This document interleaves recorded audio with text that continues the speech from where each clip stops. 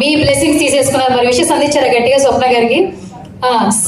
సమంత గారు మీ మాటలు ఫిదా అయిపోయారు. ఈ రోజు మన సాచి ఈవెంట్ లో ఎంతమంది ఫిదా అవుతారు? ఓటు ఇవ్వండి.